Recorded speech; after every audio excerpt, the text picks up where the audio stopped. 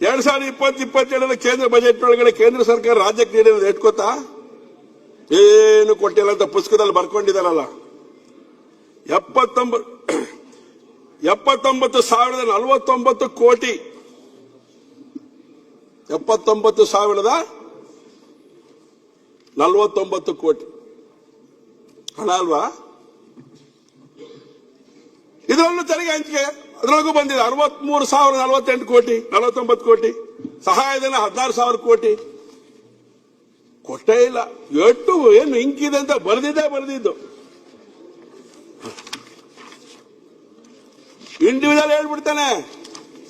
ವಿತ್ತ ಸಚಿವಾಲಯ ಬಿಡುಗಡೆ ಮಾಡಿರೋದ್ರಿಂದ ನಾನಲ್ಲ, ಚನ್ನಿ ಬರೆದದ್ದು ಒಂದು ಇಂಕಿಲ್ಲ ಇದ್ರೊಳಗಡೆ. ಮೊನ್ನೆ ಅಧ್ಯಕ್ಷರೇ, PM ಜನ್ಧನ್ ಯೋಜನೆಗೆ 2.12 ಕೋಟಿ ಜನಕ್ಕೆ ಕೊಟ್ಟಿರೋದು. PM ಜೀವನ್ ಜ್ಯೋತಿ ಯೋಜನೆ 1.67 ಕೋಟಿ ಜನಕ್ಕೆ. PM ಸುರಕ್ಷಾ ವಿಮಾ ಯೋಜನೆ 2.60 ಕೋಟಿ ಜನಕ್ಕೆ.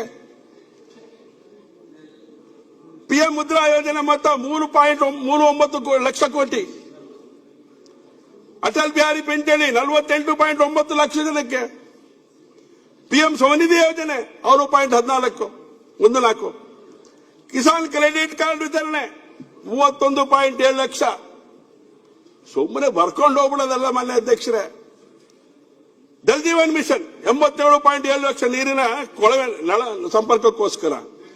ಏನು ಕೊಟ್ಟಿಲ್ಲ ಅಂತಾರೆ ಜಯಮಗಳೇ. ನೆನ್ನೆ ಕೂಡ ಇಲ್ಲಿ ಉತ್ತರ ಕೊಟ್ಬಿಟ್ರು ನಮಗೆ. ಹೇಳ್ತೇನೆ ಅದ್ರೊಳಗಡೆ ಏನೇನು ನಡೆದಿದೆ ಅಂತ ಮಾಹಿತಿ ಕೊಡ್ತೇನೆ ನಾನು. ಭ್ರಷ್ಟಾಚಾರ ಎಲ್ಲೆಲ್ಲಿ ನಡೆದಿದೆ, ಬೋರ್ವೆಲ್ ಒಳಗಡೆ ಭ್ರಷ್ಟಾಚಾರ ಹೇಗೆ ನಡೆದಿದೆ ಉದಾಹರಣೆ ಸ್ಯಾಂಪಲ್ ಚಿಕ್ಕಮಗಳೂರು ಜಿಲ್ಲೆ ಶೃಂಗೇರಿ ಕೊಡ್ತೇನೆ ನಾನು ಅಷ್ಟೇ. ಇಡೀ ರಾಜ್ಯದ ಏನಾಗಿದೆ ತನಿಖೆ ಮಾಡಬೇಕಾಗತ್ತೆ ನಾವೆಲ್ಲ ಸೇರ್ಕೊಂಡು. ಇಡೀ ರಾಜ್ಯದ ಏನಾಗಿದೆ ಬೋರ್ವೆಲ್ ತೆಗೆದಾಗ ಎಷ್ಟಡಿ ತೆಗೆದಿದ್ದಾರೆ, ಎಷ್ಟಡಿಗೆ ಬಿಲ್ ಮಾಡಿದ್ದಾರೆ, ಅದ್ರ ಬಗ್ಗೆ ಮಾಹಿತಿ ಕೊಡೋಳಿದೆ ನಾನು. ಮೊನ್ನೆ ಅಧ್ಯಕ್ಷರೇ, PM ಉಜ್ವಲ ಯೋಜನೆ 41.4 ಲಕ್ಷ.